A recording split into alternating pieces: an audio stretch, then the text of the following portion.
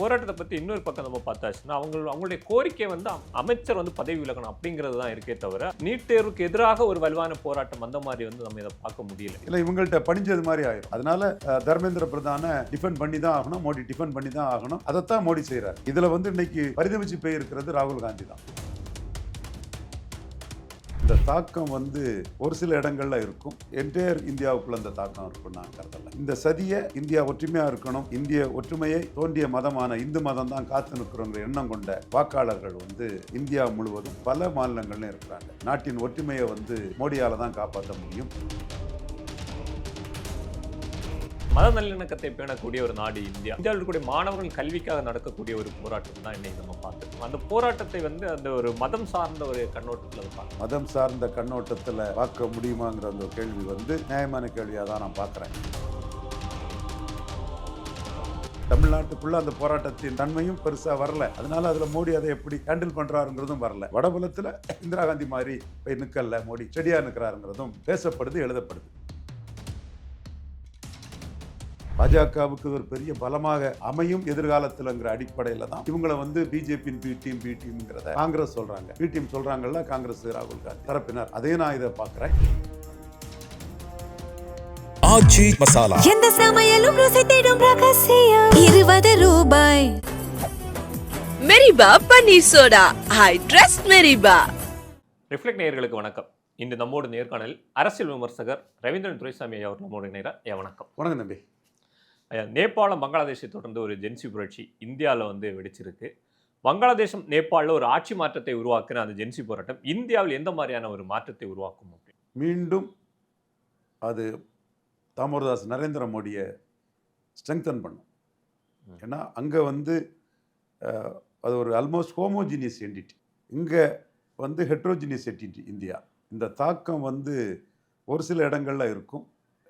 Entire இந்தியாவுக்குள்ள அந்த தாக்கம் இருக்குன்னு நான் கருதலை. ஆனால் இந்த சதியை இந்தியா ஒற்றுமையாக இருக்கணும், இந்திய ஒற்றுமையை இந்தியாவின் தோன்றிய மதமான இந்து மதம் தான் காத்து நிற்கிறோங்கிற எண்ணம் கொண்ட வாக்காளர்கள் வந்து இந்தியா முழுவதும் பல மாநிலங்கள்லையும் இருக்கிறாங்க. அவங்க மத்தியில் நாட்டின் ஒற்றுமைக்கே சீர்குலைவை ஏற்படுத்தக்கூடிய ஒரு சதி திட்டம் வருதுங்கிற உணர்வு வரும்போது நாட்டின் ஒற்றுமையை வந்து மோடியால் தான் காப்பாற்ற முடியும். இந்து தர்மத்தை காப்பாற்றி நிற்கக்கூடிய ஒரு தலைவர் அவர் நிற்காருன்னு அவருக்கு வந்து ஆதரவளைவும் வந்து இந்தியா முழுக்கும் அனைத்து தரப்பு இந்துக்கள் மத்தியிலையும் கூடுங்கிறதான் என்னோட ஒரு பார்வையாக நான் இந்த இடத்துக்குள்ள நான் பார்க்குறேன். என்னோட பார்வையாக அது நடக்கும் நான் நம்புகிறேன். ஏன்னா இதை வந்து கவலையோட நாட்டின் நலன் கருதக்கூடிய பல நண்பர்கள் வந்து நம்மக்கிட்ட அதை டிஸ்கஸ் பண்ணுறாங்க. இது திட்டமிட்டு உருவாக்கப்படுதுன்னு சொல்கிறாங்க. இதை முறியடிக்கக்கூடிய ஒரே சக்தி ஆர்எஸ்எஸ் இயக்கமும் இந்த இந்தியாவின் ஒற்றுமையை நிலைநாட்டக்கூடிய மக்கள் உணர்வும் தான் இதை முறியடிக்குங்கிறத நான் உறுதியாக நம்புகிறேன். அந்த வகையில் இது பாஜகவுக்கு ஒரு பெரிய பலமாக அமையும். பாஜகவுக்கு ஒரு பெரிய பலமாக அமையும் எதிர்காலத்தில்ங்கிற அடிப்படையில் தான் இவங்களை வந்து பிஜேபியின் பி டீம்ங்கிறத காங்கிரஸ் சொல்கிறாங்க. பி டீம் சொல்கிறாங்கல்ல காங்கிரஸ், ராகுல் காந்தி தரப்பினர். அதே நான் இதை பார்க்குறேன். இது இன்னொரு லெவலில் அபிஜித் டிப்கே அவர் வந்து மகாராஷ்டிராவை சேர்ந்த மகர் பாபா சாஹேப் பீம்ராவ் அம்பேத்கர் சமூகத்தை சேர்ந்தவர், அட்டவணை பிரிவு சமூகத்தை சேர்ந்தவர். அவர் தான் இதை முன்னின்று நடத்துகிறாரு. இந்த அரசியல் நகர்வுகளை நாம் 14 எடுத்து பார்த்தோம்னா அப்பர் காஸ்ட் அண்ட் ஓபிசி சப்போர்ட்டில் தான் மோடி ஆட்சிக்கு வந்தார். இந்திரா காந்தி அம்மையார் அப்பர் காஸ்ட், கிறிஸ்டின், முஸ்லீம், தலித் சப்போர்ட்டில், அன்னைக்கு ஹரிஜன் பேசுவாங்க, சப்போர்ட்டில் அவங்க ஆட்சியை பலமுறை தொடர்ந்தாங்க. அது அவங்களோட சோஷியல் கொலிஷன். மோடிக்கு social collision upper caste Indus plus OBC Indus. அதுக்கு பிறகு ட்ரைபல் இண்டூஸு, ஷெட்யூல் காஸ்ட் இண்டூஸையும் அவர் கோப் பண்ண நினைக்கிறார். தன் பக்கம் கொண்டு வரணும், எல்லா இந்துக்களையும் தன் பக்கம் அணி சேர்க்கணுங்கிறத அவர் நினைக்கிறாரு. அதில் வந்து ட்ரைபல் இண்டூஸ் வந்து மோடி பக்கம் அதிக அளவு வந்துட்டாங்க. ஒரிசாவில் அவர் ட்ரைபல் தான் பாஜக முதலமைச்சராக இருக்கிறாரு. சத்தீஸ்கரில் ஒரு ட்ரைபல் தான் இருக்கிறாரு. ஜார்க்கண்டில் ஒரு ட்ரைபல் வந்து ஆப்போசிட் லீடர் இருக்கார். ட்ரைபல்ஸ்லேயும் எல்லா ட்ரைபல்ஸையும் அவங்க மதிக்கிறாங்க. இன்னைக்கு மத்திய பிரதேசில் யூனிஃபார்ம் சிவில் கோடு வரும்போது ட்ரைபல்ஸ் ரைட்ஸ் எந்த இதுவும் பாதிக்கப்படாது, மலைவாழ் மக்களோட உரிமைகள் பாதிக்கப்படாதுங்கிறத முதலமைச்சரே வந்து அசூரன்ஸ் கொடுக்குறாரு. காமன் சிவில் கோடில் அவங்க கொண்டு வருவார். அந்த சாமன் சிவில் கோடுங்கிறது பெண்கள் நலன் காக்கிறது தான்.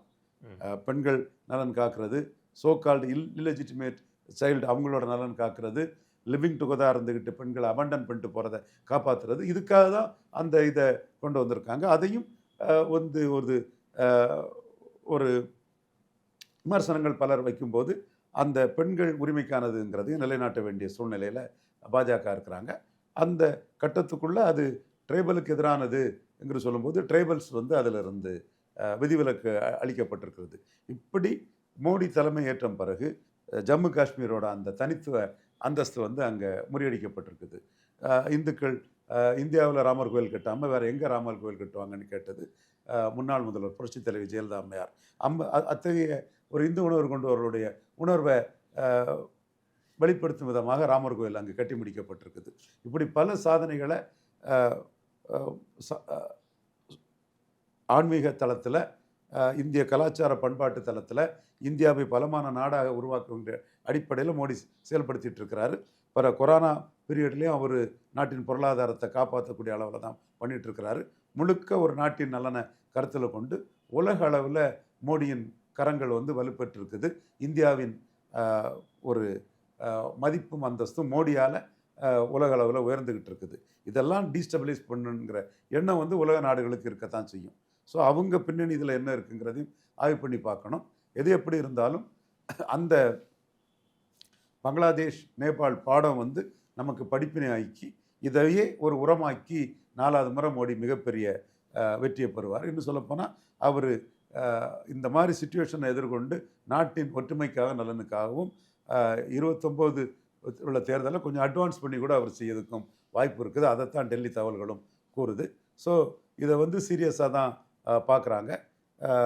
இதில் மோடி தன்னோட உறுதித்தன்மையை இந்திரா காந்தி வான்சுக் கிட்ட போய் நிற்கிற மாதிரி நிற்காமல் ஒரு உறுதித்தன்மையை மோடி காட்டியிருக்கதை வந்து மக்கள் உணர்றாங்க. குறிப்பாக நான் தமிழ்நாட்டுக்குள்ளே அந்த போராட்டத்தின் தன்மையும் பெருசாக வரல. அதனால் அதில் மோடி அதை எப்படி ஹேண்டில் பண்ணுறாருங்கிறதும் வரல. வடபுலத்தில் இந்திரா காந்தி மாதிரி போய் நிற்கல, மோடி ஸ்டெடியாக நிற்கிறாருங்கிறதும் பேசப்படுது, எழுதப்படுது. ஓகே, ஒரு மத நல்லிணக்கத்தை பேணக்கூடிய ஒரு நாடு இந்தியா. இந்த நாட்டில் இந்தியாவில் இருக்கக்கூடிய மாணவர்கள் கல்விக்காக நடக்கக்கூடிய ஒரு போராட்டம் தான் இன்னைக்கு நம்ம பார்த்துட்டு இருக்கோம். அந்த போராட்டத்தை வந்து அந்த ஒரு மதம் சார்ந்த ஒரு கண்ணோட்டத்தில் அதை பார்க்க முடியும். மதம் சார்ந்த கண்ணோட்டத்தில் பார்க்க முடியுமாங்கிற அந்த கேள்வி வந்து நியாயமான கேள்வியாக தான் நான் பார்க்குறேன். மாணவர்கள் வந்து எல்லா மதத்தை சேர்ந்தவர்கள் இருக்காங்க, அவங்க மாணவர்களாக தான் இது பண்ணுவாங்க. என்றாலும் நீங்களே பார்ப்பீங்க, அகில் பாரத வித்யார்த்தி பரிஷத் இருக்குது, எஸ்எஃப்ஐ இருக்குது, முஸ்லீம் லீக்கோட மாணவர் சங்கம் இருக்குது. இவங்கெல்லாம் மதம் சார்ந்து இல்லைன்னு சொல்கிறீங்களா? காலேஜ் கேம்பஸஸ்குள்ளே இருக்கத்தானே செய்கிறாங்க. என்னன்னா அன்னைக்கு இருந்த காலேஜ் கேம்பஸ் நாராயண நாயர் அவர் நடத்தின கேரளா லா அகாடமியில் நான் படிக்கும்போதே எங்கள் யூனிவர்சிட்டி யூனியன் எலெக்ஷன் வந்து மதம் சார்ந்து தான் வந்தது. ஒரு சிரியன் கிறிஸ்டின் கேரளா காங்கிரஸ் சேர்ந்த ஒரு மாணவர் வந்து அவருடைய எஸ்டேட்டில் உள்ள ரவுடிகளை கொண்டு வந்து இது பண்ணார். அப்போ ஒரு சாதாரண கோபாலகிருஷ்ணன் நாயருங்கிற பிஜேபியும் பாரதிய ஜனதா வித்யார்த்தி மோர்ச்சா அதில் இருந்த ஒரு மாணவரை நாங்கள் வெற்றி பெற செய்யும்போது அது மதம் சார்ந்து தான் அது இருக்குது. காலேஜ் கேம்பஸுக்குள்ளே மதமே இல்லைன்னு நம்ம சொல்ல முடியாது. கண்டிப்பாக மதமும் இருக்குது, ஜாதியும் இருக்குது. இன்னைக்குள்ள காலகட்டத்தில் கம்யூனிகேஷன் ரெவல்யூஷனில் அதோட தாக்கங்கள் குறைஞ்சி வருதுங்கிறத வேணால் நம்ம எடுத்துக்கலாம். ஸோ ஓகே சார், இன்றைக்கி வந்து ஒரு மிகப்பெரிய ஒரு போராட்டம் நடக்குது. போராட்டக்காரர்கள் மீது மிகப்பெரிய ஒரு அடக்குமுறை வந்து அடக்குமுறையும் கொடுத்துருக்காங்க. இந்த அடக்குமுறையை கடந்து அவர்கள் வந்து பாகிஸ்தான் ஆதரவோடு செயல்படுகிறார்கள் அப்படிங்கிற மாதிரி ஒரு குற்றச்சாட்டு வருது. அதை வந்து நீங்கள் எப்படி பார்க்குறீங்க? அந்த குற்றச்சாட்டை நம்ம ஆய்வு பண்ணி பார்க்கணும். ஏன்னா இந்தியாவுக்கு எதிரான ஒரு மூவா, அரசியல் அதிகாரத்தை கைப்பற்றுவதற்கான ஒரு மூவாருன்னு சொன்னால், அரசியல் அதிகாரத்தை அட்டோர்னி பிரிவு சகோதரர் அபிஜித் தீப்கே ஒரு தலைமையேற்று அவர் பெரிய ஒரு அரசியல் சக்தியாக வர்றதை நாம் வெறுக்கல்ல. மாயாவதி வந்தாங்க, கன்ஷிராம் வந்தாங்க, ராம்விலாஸ் பாஸ்வான் இருக்கிறாரு, சகோதரர் தொல்துர்மா இருக்கிறார். அது வரவேற்கத்தக்கது. ஜனநாயகத்தில் எண்ணிக்கையை வந்து அவங்க மக்களை திரட்டி அவங்க ஒரு அரசியல் சக்தியாக வர்றதை முழுக்க நாம் வரவேற்போம். ஆனால் இவருடைய நோக்கம் வந்து இந்தியன் கவர்மெண்ட்டுக்கு வந்து ஒரு பெரிய நெருக்கடி கொடுத்து நாட்டில் ஒரு குழப்பத்தை உருவாக்கணுங்கிற ஒரு எண்ணம் இருக்குமோங்கிறத வந்து இந்திய உளவுத்துறை ஏற்கனவே அதை ஆய்வு பண்ணிட்டு இருக்கிறாங்க. அது தொடர்பான சில விஷயங்கள் வரும்போது அது அவங்க மக்கள் மத்தியில் தெரிவதற்கு வந்து இந்தியாவின் மீது போட்டி பொறாமை கொண்ட நாடுகளின் பின்னணி இருக்காங்கிறத பார்த்து அதை வெளிப்படுத்துறது வந்து இந்திய அரசின் கடமையாக தான் நான் பார்க்குறேன். அத்தகைய ஒரு செய்தியாக தான் இந்த செய்தியை நான் பார்க்குறேன். மற்றபடி அவங்க அரசியல் சக்தியாகிறதுல மக்களை திரட்டுறதுல எந்த ஒரு தவறும் இல்லை. பட் அதோட நோக்கம் வந்து ஒரு அரசியல் அதிகாரத்தை கைப்பற்றணுங்கிறதையும் தாண்டி இந்தியாவை நிலைகுலை செய்யணுங்கன்னு சொல்லும்போது அதை ஏற்றுக்கொள்ள முடியாது. இப்போ அந்த மத்திய அரசுக்கு எதிராக நடக்கக்கூடிய போராட்டங்கள் அத்தனைக்கு பின்னாலும் இதே மாதிரியான ஒரு குற்றச்சாட்டு சொல்ல தொடர் கதையாக வந்து நம்ம பார்த்துட்டு இருக்கோம். ஒவ்வொரு போராட்டத்துக்கு பின்னாடி இதே வந்து அயல்நாட்டு சக்திகளை வந்து இயக்குறாங்க அப்படின்னு பேசும்போது வந்து ஒவ்வொரு போராட்டத்தையும் வந்து மத்திய அரசு வந்து இதே மாதிரி தான் கையாளுதா அப்படிங்கிற மாதிரி ஒரு பார்வை பார்க்க வேண்டியது இருக்கு. அதாவது போராட்டங்கள் வந்து பல வழிமுறைகளில் இருக்குது. ஒரு ஒரு விவசாயிகள் போராட்டம், பல போராட்டங்களை நம்ம கண்டிருக்கோம். அந்த போராட்டம் ஒரு திட்டத்தை முன்னெடுக்கும் போது அதை காலி பண்ணணும்னு சொல்லும்போது அதுக்குள்ளே உள்ள பலதரப்பட்ட கூறுகளை நாம் ஆய்வு பண்ணி தான் பார்க்கணும். அப்படி ஆய்வு பண்ணும்போது தான் இதில் இப்படி இருக்குமோங்கிற ஒரு எண்ண ஓட்டம் வருது, அதை பற்றிய ஒரு பதிலும் வருது. இன்னும் கால நேரம் வரும்போது இது தொடர்பான தரவுகள் கிடைக்கும்போது மத்திய அரசு இதை இன்னும் தெளிவாக வெளிப்படுத்துவாங்க நான் நம்புகிறேன்.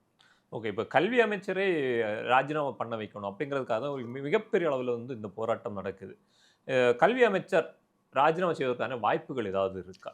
அதாவது இவங்க ப்ரெஷருக்கு பயந்து ஒரு இதில் ஈல்டானா அடுத்த இதையும் அடுத்தால கேட்பாங்க. அவங்க அதை திருப்தி அடைய மாட்டாங்க. மீண்டும் அடுத்த கட்டம் போய் அடுத்த இதையும் கேட்பாங்க. ஸோ இந்த இடத்த எதிர்கொண்டு தான் தீரணும். அவங்கள்ட்ட ஈல்டானா ஒன்றில் ஈல்டானா அடுத்ததையும் நீ ரிசைன் பண்ணுன்னு அடுத்த ஒரு பலியையும் அவங்க கேட்பாங்க. ஸோ இந்த இடத்துக்குள்ள உறுதியாக நின்று செயல்படுறது தான் ஒரு சாதாரண இதற்கெல்லாம் வந்து கல்வி அமைச்சர் ரிசைன் பண்ண வேண்டிய அளவுக்கு இல்லைங்கிற ஒரு நிலைப்பாடு எடுக்கிறதா தான் சரி. மத்திய அரசு சரியான நிலைப்பாடை எடுத்ததாக தான் நான் பார்க்குறேன்.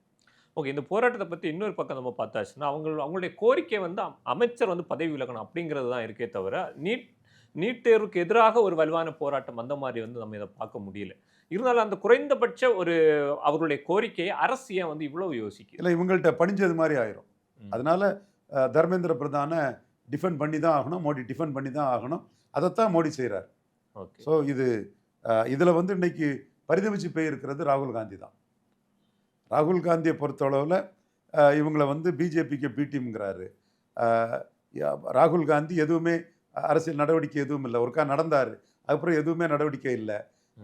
கோலிஷன் டிஸ்டர்ப்டாட்டு ஒவ்வொரு கூட்டணி கட்சிக்கு எதிரான சில அரசியல்களை அவர் பண்ணிட்டு இருக்கிறாரு.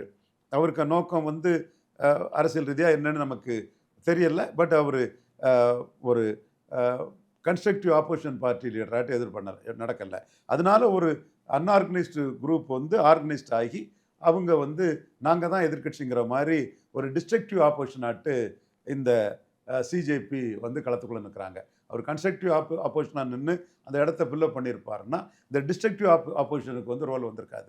இந்த டிஸ்ட்ரக்டிவ் ஆப்போசிஷன் ஆட்கள் வந்து நாளைக்கு யூபியில் டெல்லியில் காங்கிரஸை காலி பண்ண மாதிரி எத்தனை மாநிலத்தில் காங்கிரஸில் காலி பண்ணிடுவாரோங்கிற அச்சம் ராகுல் காந்திக்கு இவங்க மேலே இருக்க தான் நான் பார்க்குறேன். அதனால தான் இன்றைக்கி மற்ற மாநில கட்சிகள் வந்து இவங்களுக்கு ஒரு சின்ன ஒரு லிவரேஜை கொடுக்குறாங்க. அதே இவங்க டிம்பிள் யாதவ் இவங்கெல்லாம் கொடுக்குறாங்கன்னா இவங்களை தொடர்பான சில வாக்குகள் தங்களுக்கு வருங்கிற எதிர்பார்ப்பு அவங்களுக்கு கொடுக்குது. காங்கிரஸ் பொறுத்தவரை இது ஒரு ஆம் ஆத்மி டைப் மாதிரி ஆகி நம்மளை காலி பண்ணியிருப்போங்கிற அச்சம் காங்கிரஸ் தலைவர்களுக்கு இருக்குது. அதனால் விற்கவும் முடியாமல் கக்கவும் முடியாமல் இருதலை கொள்ளி எறும்பாட்டு காங்கிரஸ்காரங்க இந்த சிஜேபி விவகாரத்தில் இருக்கிறாங்க. ஸோ ஓகே, இந்த போராட்டம், இந்த காக்ரோச் ஜனதா பார்ட்டி நடத்தக்கூடிய இந்த போராட்டம்ங்கிறது வந்து வரும் காலங்களில் காங்கிரஸ் கட்சிக்கு இது ஒரு பலமாக இருக்குமா, இல்லை வரும் தேர்தலில் இந்த சிபிஜே ஒரு தனி கட்சியாக வந்து தேர்தலில் போட்டியிடுவதற்கான வாய்ப்புகள் இருக்கு? தனி கட்சியாக வந்து தேர்தல் அன்னைக்கு போட்டியிடுறது லகுவான ஒரு இது பழந்த காலகட்டம் மாதிரி இன்னைக்கு இல்லை. ஒரு கம்யூனிகேஷன் ரெவல்யூஷனில் யாரும் வந்து தேர்தலில் போட்டியிட முடியும். மூன்றாவது அணி உருவாவதற்கான வாய்ப்புகள் இருக்கா? மூன்றாவது அணி உருவாவதற்கான வாய்ப்புகள் வந்து பாஜகவுக்கு எதிரான ஒரு அணி உருவாகாமல் பல அணியாக சிதறதுக்கான வாய்ப்புகள் இருக்குது. பாஜகவுக்கு எதிரான ஒரு அணி உருவாகாமல் பல அணியாக சிதற வாய்ப்பு இருக்குது. அதில் ஆம் ஆத்மியால் டெல்லியில் காங்கிரஸ் பாதிக்கப்பட்டது போல் சிஜேபியாலையும் மகாராஷ்டிரா போன்ற மாநிலங்களில் காங்கிரஸ் பாதிக்கப்படலாங்கிறது தான் என்னோட பார்வை. அதனால தான் காங்கிரஸ்காரங்க வந்து பிஜேபிக்கு பிடிஎம்னு கன்ஷிராமன் சொன்னாங்க, ஆம் ஆத்மியை சொன்னாங்க. யார் வந்து தங்கள் வாக்கு வங்கியை காலி பண்ணுவாங்களோ அவங்களெல்லாம் பிஜேபிக்கு பிடிஎம்னு ஒரே அடியாக அடிச்சிடறது தான். கடந்த காலத்தில் நீங்கள் அதை பார்த்துருக்கிறீங்க. இப்போவும் அந்த பிஜேபியோட பிடிஎம்ங்கிற இதே சிஜேபிக்கு காங்கிரஸ் கொடுக்குறாங்கன்னா தங்களைத்தான் பாதிக்கும். தாங்கள் வந்து ஒரு கன்ஸ்ட்ரக்டிவ் ஆப்போசிஷன் பண்ணாமல் ஐடியலாக இருக்கிறதுனால ஒரு டிஸ்ட்ரக்டிவ் ஆப்போசிஷன் பண்ணக்கூடிய ஒரு கட்சிக்கு வந்து ஆதரவு பெறுமோ, எதிர்கட்சியான ஆதரவு பெறுமோ, ஆன்டி எஸ்டாப்ளிஷ்மெண்ட் ஓட்ஸ் பெறுமோ. குறிப்பாக ஷெட்யூல் காஸ்ட் ஓட்டு பிஜேபி காங்கிரஸ் கம்பேரிசனில் ராகுல்கிட்ட அதிகம் இருக்குது. அப்பர் காஸ்ட் பிராமின்ஸு தேசபக்தி தேவபக்தியோட பிராமணர்கள் மோடிக்கு பேக்கிங் கம்யூனிட்டியாக இருக்காங்க. மற்ற அப்பர் காஸ்ட்டும் மோடி கூட இருக்கிறாங்க. ஓபிசி, ட்ரைபல் இதிலெல்லாம் பாஜகவுக்கு அதிகம் இருக்கும்போது இந்த வாக்குகளும் அந்த அரசுக்கு எதிரான சில மத ரீதியான வாக்குகளும் சிஜேபிக்கு போயிருமோங்கிற அச்சம் காங்கிரஸுக்கு இருக்கனால தான் சிஜேபியை பிடிஎம்ங்கிற கருத்தை அவங்க சொல்லிட்டு இருக்காங்க. சரி, ஓகே சார். நடப்பு அரசியல் குறித்து உங்களுடைய கருத்துக்களை கொண்டு பகிர்ந்தமைக்கு நன்றி. ஆச்சி மசாலா. எந்த சமையலும் ருசி தேடும் ரகசியம் 20 ரூபாய். Meriba Paneer Soda. I trust Meriba.